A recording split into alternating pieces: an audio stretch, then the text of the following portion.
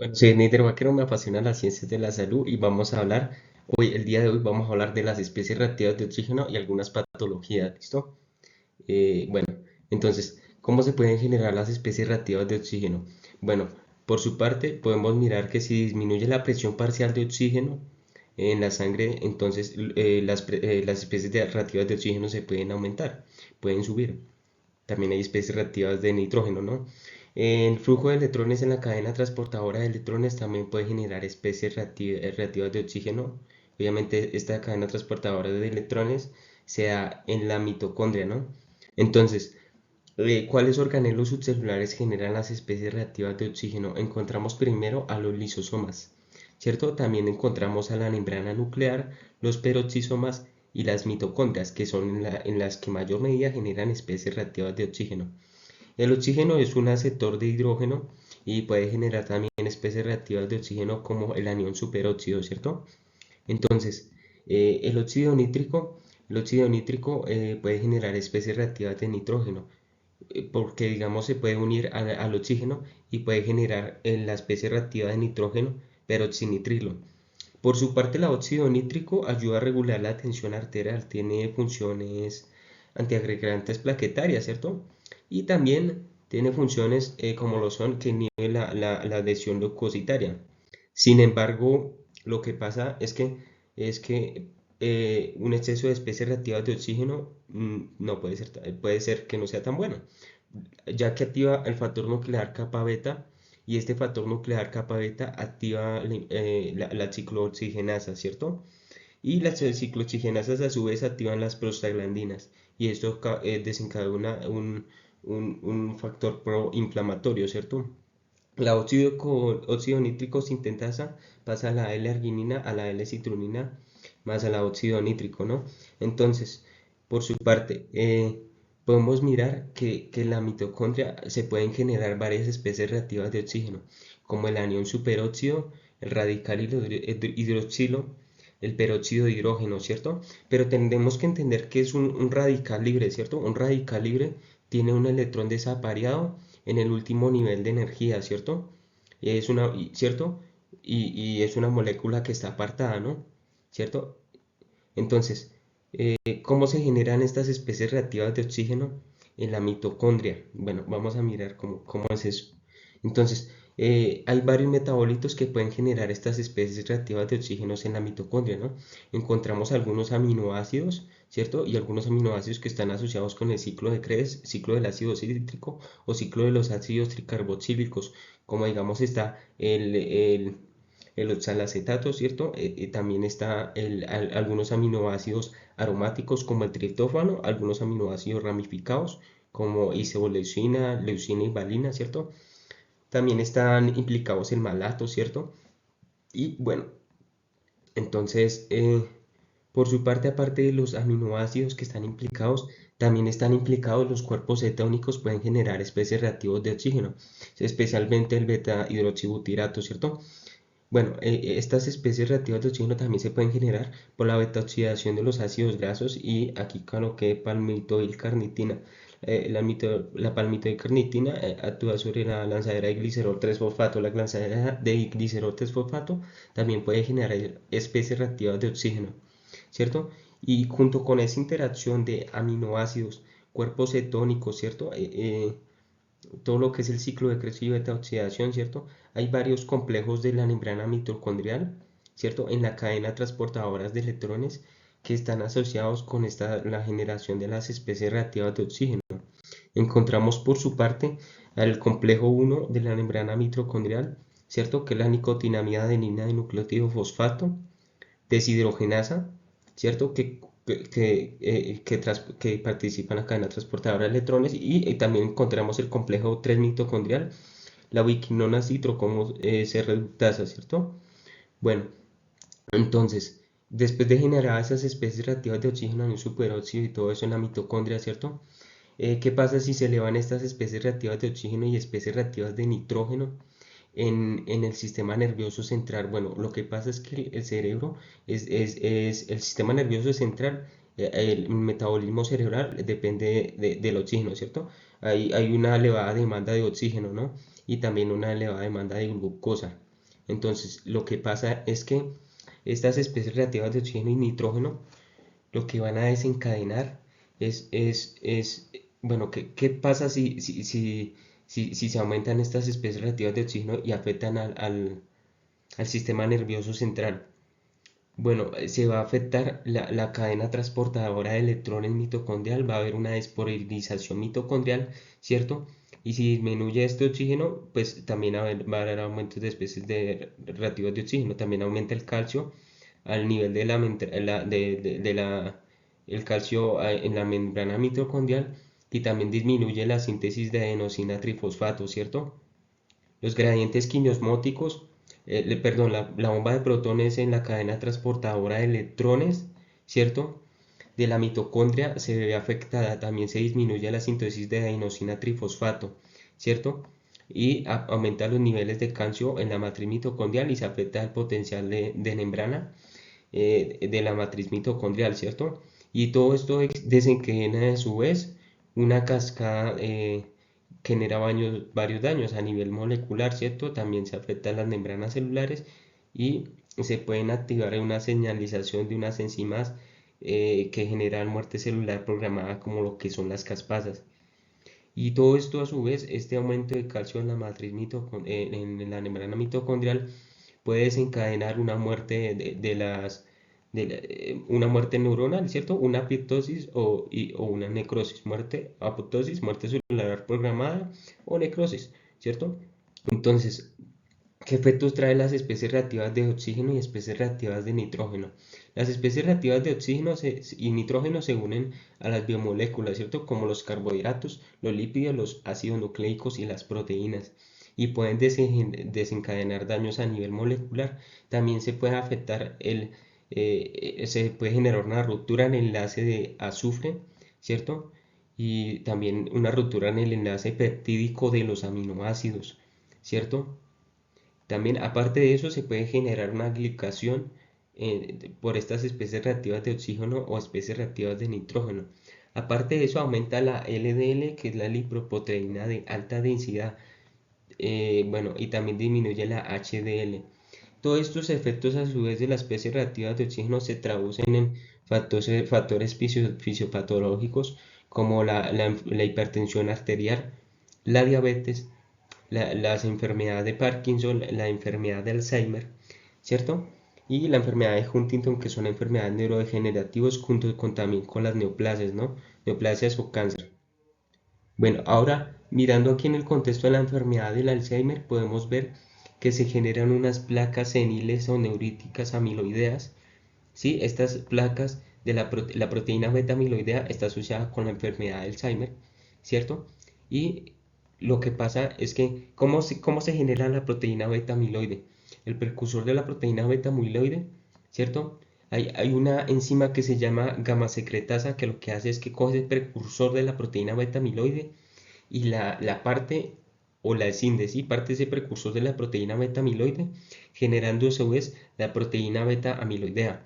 También la proteína tau, en la proteína tau está asociada con la enfermedad de Alzheimer. También se dice que hay una hiperfosforilación de la proteína tau en la enfermedad de Alzheimer, ¿no?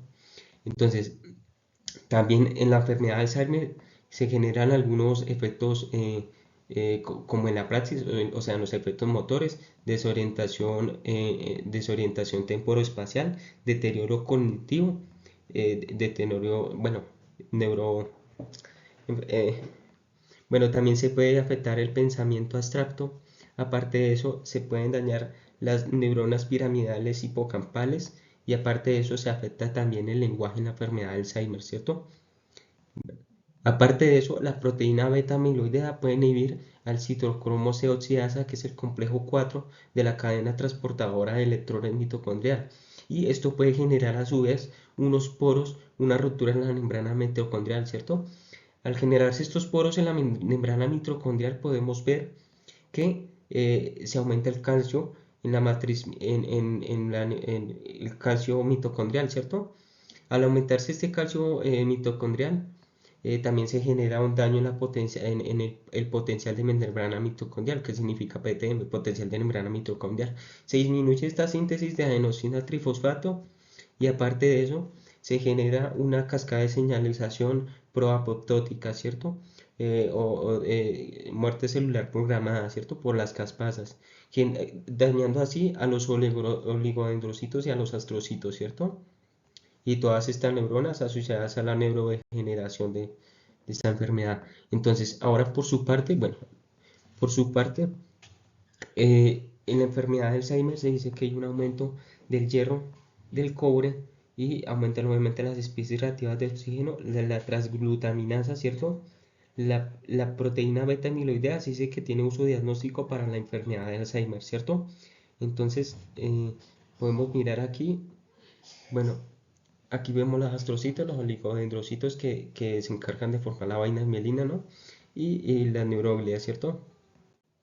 Ahora, por su parte, en el contexto de la enfermedad de Parkinson, la enfermedad de Parkinson hay una afectación en las neuronas dopaminérgicas y esto genera, se hizo un estudio post-mortem histológico en el que se encontró en este cadáver unos cuerpos de Lewy que no son más que proteína alfa-sinucleína.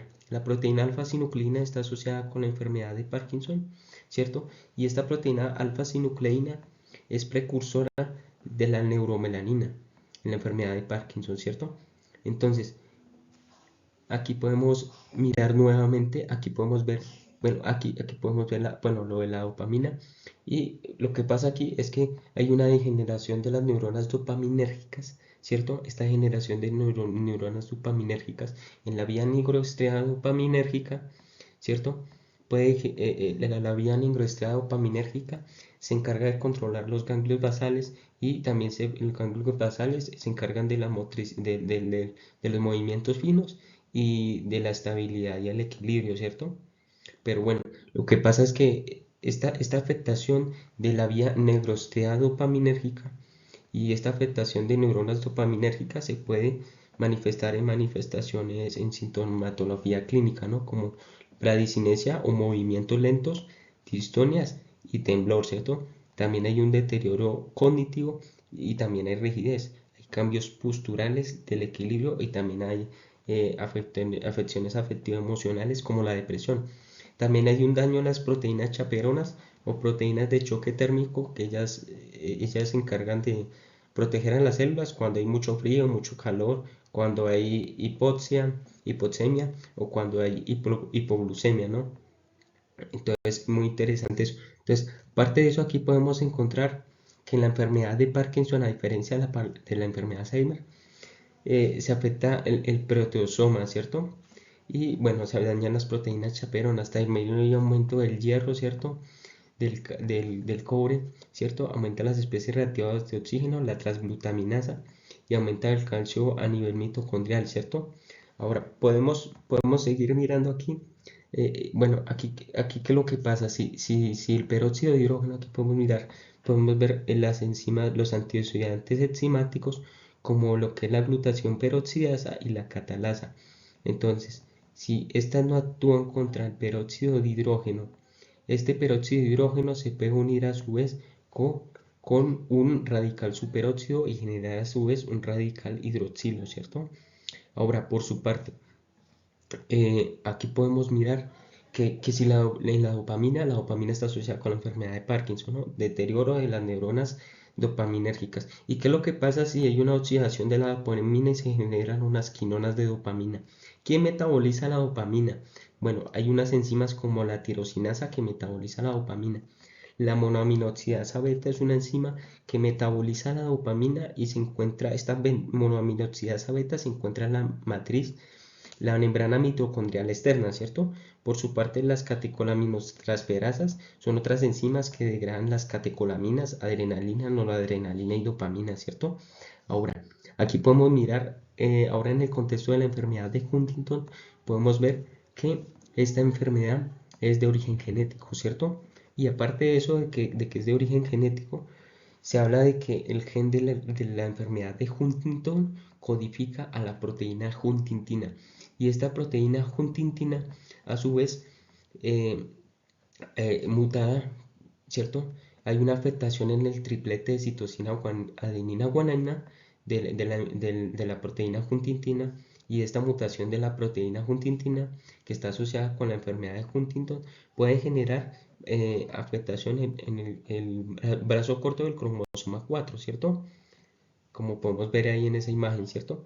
Ahora, por su parte, aquí miramos que la proteína huntingtina, si tiene una mutación en esos tripletes de citosina, adenina, guanina, normalmente los tripletes de citosina, adenina, guanina son de 9 a 36 en unas copias normales, ¿cierto?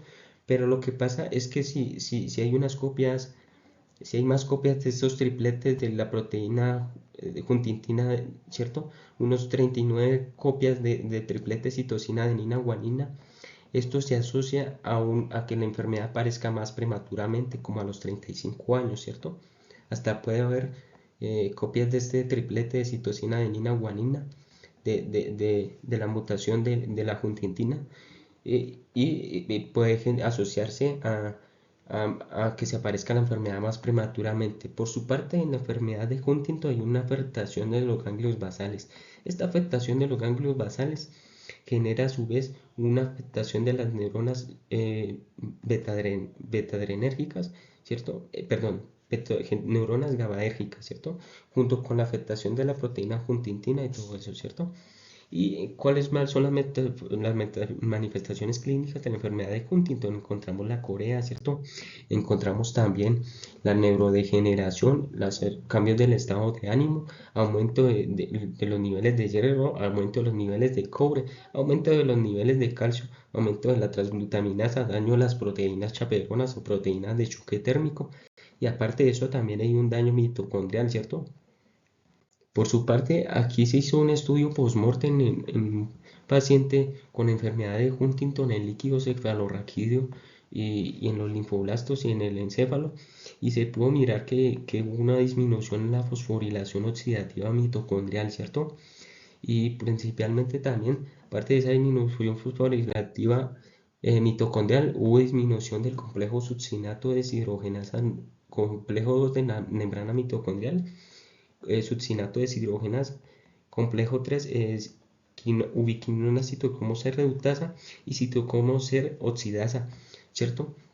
Y hay unos aumentos también del ácido láctico. La citocromo C oxidasa es el complejo 4 de la cadena transportadora de electrones. La ubiquinona citocromo C reductasa es el complejo 3 de la cadena transportadora de electrones. Y la succinato deshidrogenasa es el complejo 2 de la cadena transportadora de electrones. Bueno, ahora por su parte, ¿qué antioxidantes hay? Por su parte encontramos en la glutatión peroxidasa, la catalasa, ¿cierto? Y la superóxido desmutasa que convierte el peróxido de hidrógeno en agua y oxígeno, y la catalasa coge ese peróxido de hidrógeno y lo pasa a agua y oxígeno. Bueno, entonces, por su parte, estos son antioxidantes enzimáticos y también hay antioxidantes no enzimáticos, como lo que son la vitamina E, la vitamina C, el glutatión, los carotenoides, la ubiquinona o coenzima Q10 y el ácido lipoico, ¿cierto? Ahora, eso sería todo, muchas gracias. Espero que les sirva y si quieren, denle un me gusta. Gracias.